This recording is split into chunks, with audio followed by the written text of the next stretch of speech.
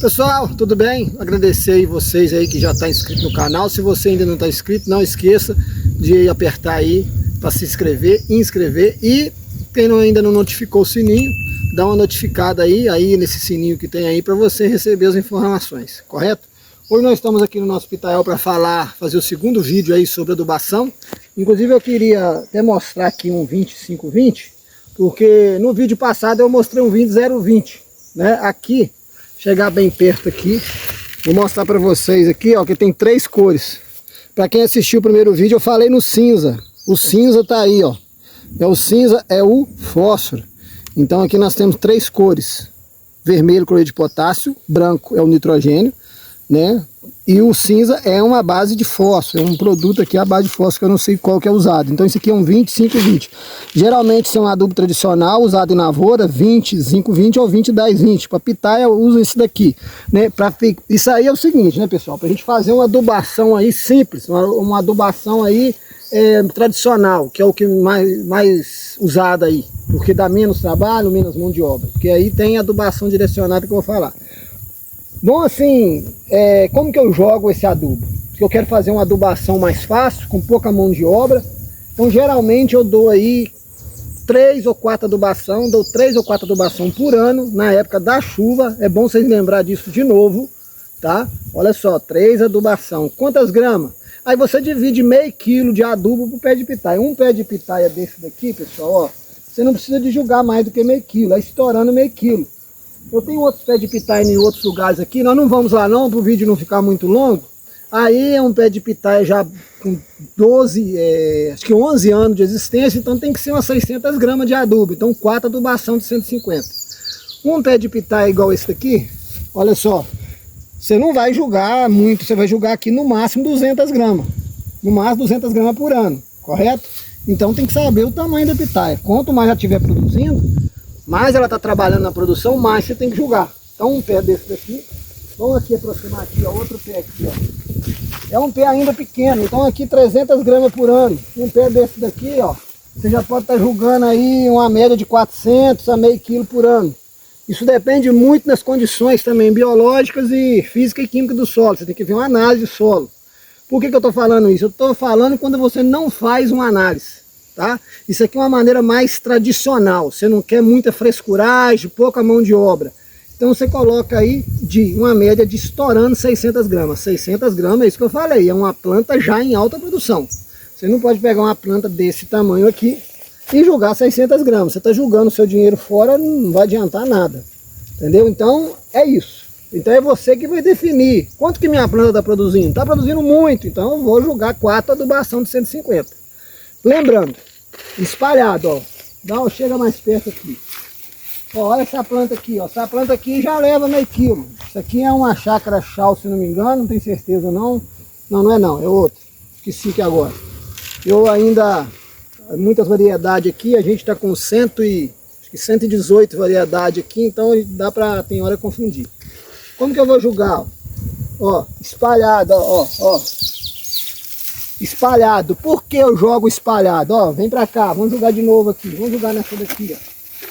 Uma planta também que necessita aí de uma média de 400 gramas por ano, que ela tá bem formada. Tá começando a produzir, ó, bem espalhadinho, ó, tá vendo? Por que espalhado? Porque a raiz dela é espalhada, é em volta. Você não pode concentrar muito nutriente num lugar só, que senão você intoxica a planta. Você força, pode queimar a raiz. Então você dá essa distribuído. O sol aqui agora está quente, então não está na hora de fazer essa adubação. A gente faz isso quando está muito úmido, vai chover. Para quem é preguiçoso, né, gente, fazer uma adubação assertiva, boa, é meio difícil.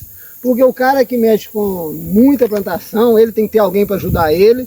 E quando ele vê que o tempo vai chover, ele tem que pegar e fazer meio na rapidez. Para quê? Para aproveitar a água da chuva. Você joga um nutriente igual esse daqui, né, que eu mostrei para vocês, esse cinza, né, essa cor cinza aqui que é o fósforo, você não perde muito não. Mas se você jogar isso aqui, esse vermelho e esse branco com sol, ele evapora muito com o calor do sol, tá?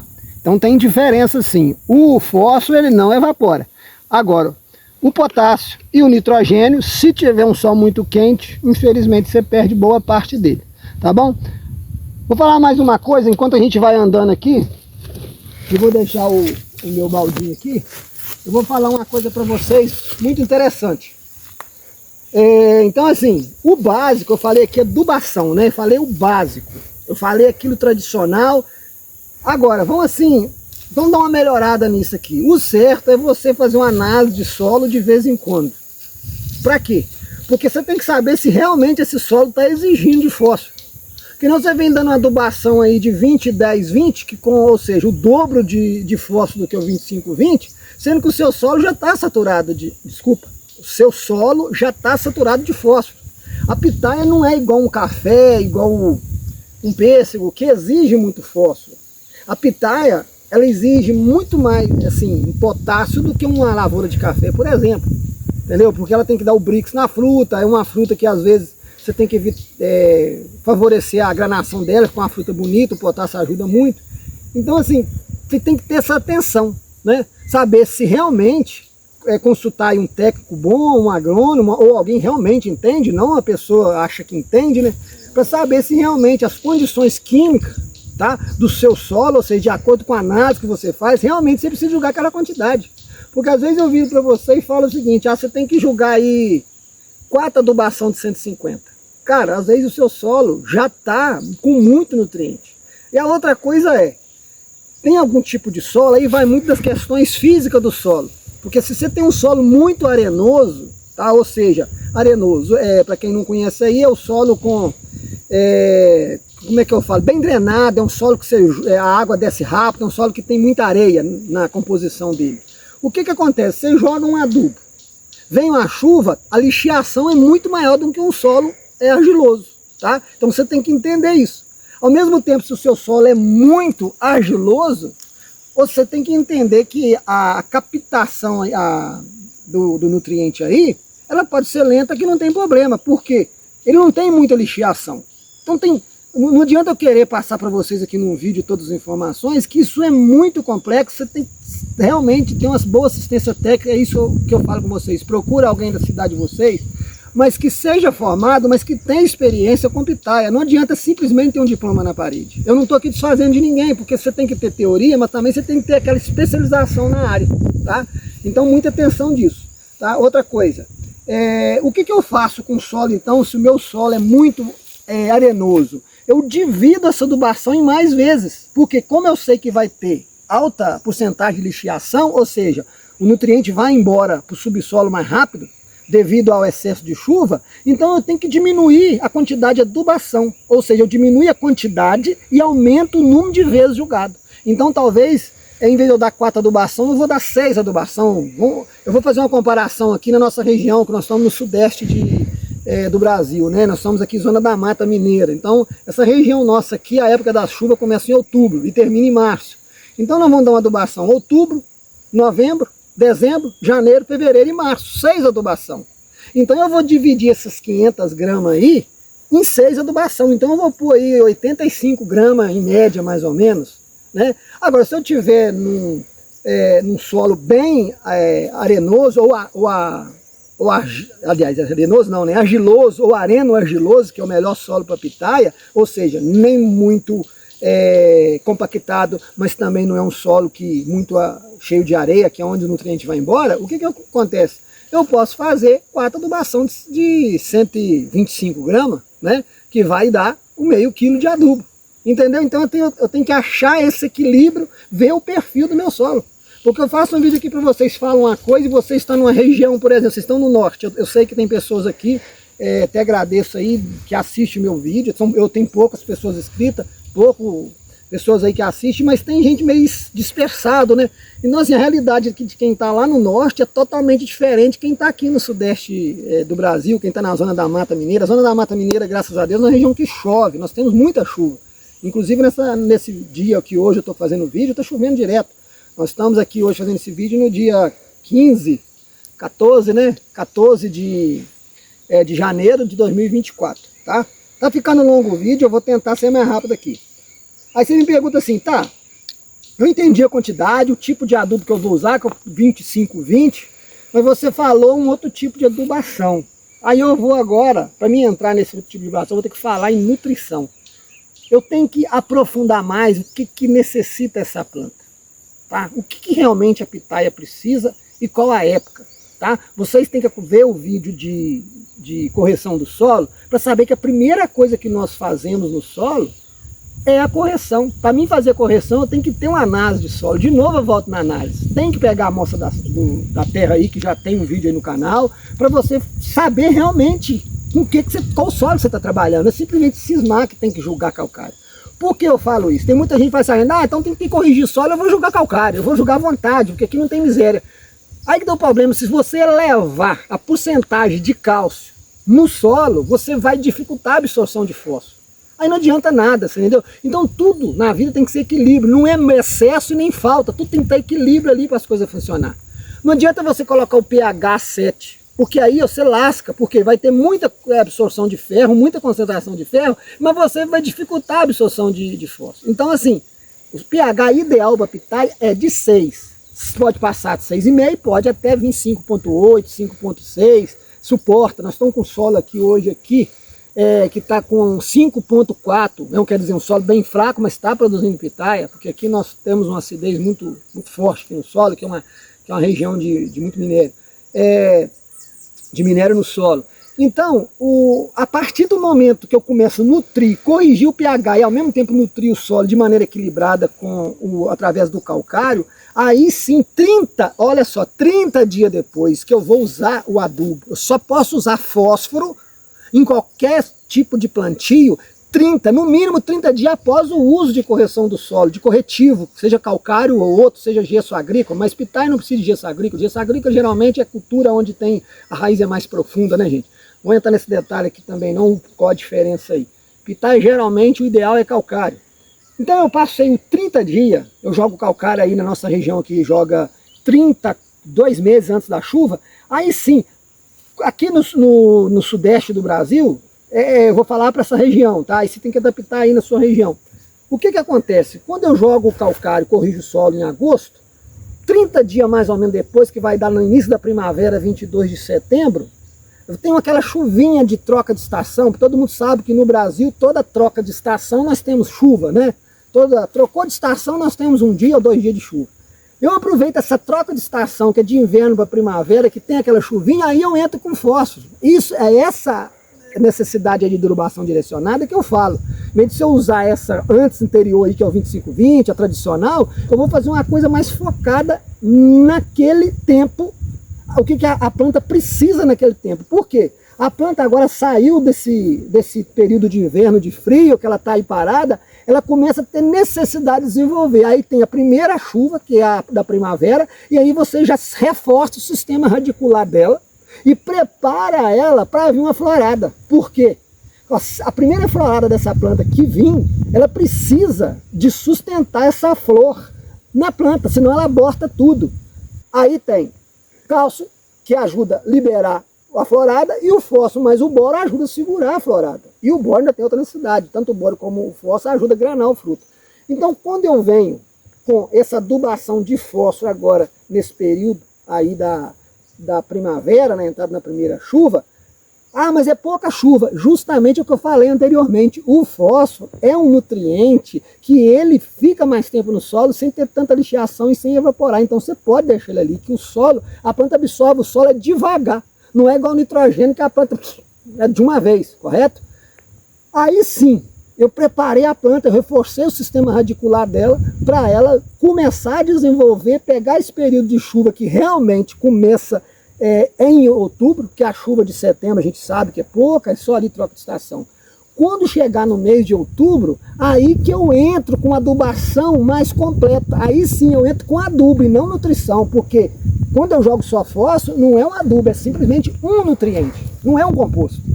Agora, quando realmente eu vejo que está chovendo de verdade, que é final de outubro, isso que eu estou falando, eu estou falando para a região aqui sudeste, que dava daí 30 dias após eu jogar o fósforo, de eu reforçar, ou seja, a planta está toda forte, e agora ela quer reforçar para produzir. Aí sim, a brotação dela que precisa do nitrogênio, e eu entro com o NPK, que é o adubo composto, que é o 25-20.